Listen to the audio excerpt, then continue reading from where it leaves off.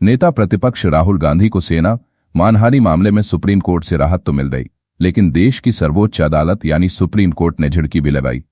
Supreme court ने कहा कि अगर आप सच्चे भारतीय होते को इस तरह की बात नहीं करते, इस तरह से दावा नहीं करते। अब सवाल यह है कि सुप्रीम कोर्ट नरम और गरम क्यों हुआ। दरअसल मामला 2022 भारत जोड़ो यात्रा से है। यात्रा के दौरान और उसके बाद भी राहुल गांधी कहा करते थे कि गलवान घाटी के इलाके में चीन ने भारत की जमीन पर कब्जा कर लिया। ये सरकार यानी मोदी सरकार, जो 56 इंच की छाती का राग अलापति है, चुप बैठी हुई है। यह मामला निचली अदालत से होते हुए सुप्रीम कोर्ट पहुंचा और जजों ने तीखे सवाल किए। सुप्रीम कोर्ट ने राहुल गांधी से पूछा कि आपके पास क्या आधार है, आप आखिर किस बुनियाद पर दावा करते हैं कि भारत की जमीन चीन के कब्जे में है।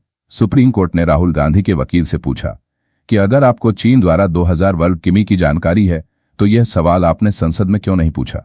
अभिव्यक्ति की आजादी के नाम पर क्या आप कुछ भी बोल सकते हैं।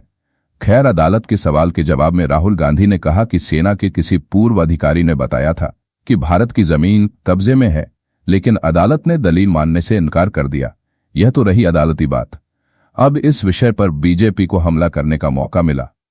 एक करेक्शन करना बहुत जरूरी है, नहीं तो वो रिकॉर्ड में चले जाएंगे, फिर बाद में सही नहीं होगा।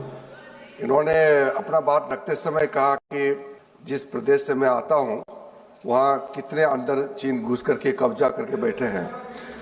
तो मैं रिकॉर्ड बहुत साफ करना चाहता हूँ।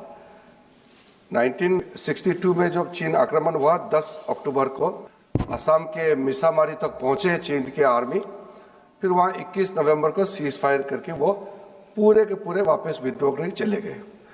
जो जगह चीन ऑक्युपाई करके रखा है असाफिला साइट में लोंजू, वो 1959 में जब हमारा वहाँ असम राइफल का कैंप था 1959 में कैप्चर किया, और उसके अतिरिक्त थोड़ा सा और एक्स्ट्रा जो लिया वो 1962 में कंप्लीट विड्रॉल नहीं। उसके बाद 1962 के बाद वहाँ मैकमोहन लाइन जमीनी पे रेखा नहीं, इसको LAC कहा जाता है, line of actual control. 1 inch, कई सरकार आए हैं 1962 के बाद अरुणाचल प्रदेश में 1 इंच चाइना ने एक्स्ट्रा ना अंदर घुसा है ना जमीन लिया है। ये रिकॉर्ड क्लियर होना चाहिए। ओके। बीजेपी ने इतिहास के पन्नों में दर्ज तारीखों का हवाला देकर राहुल गांधी के दावों की हवा निकालने का काम किया, लेकिन कांग्रेस का सवाल यही है कि आज की सरकार की हकीकत यही है कि हर मुद्दों से पलट जाती है। लेकिन सवाल यह है कि राहुल गांधी इस तरह के आरोप क्यों लगा रहे हैं।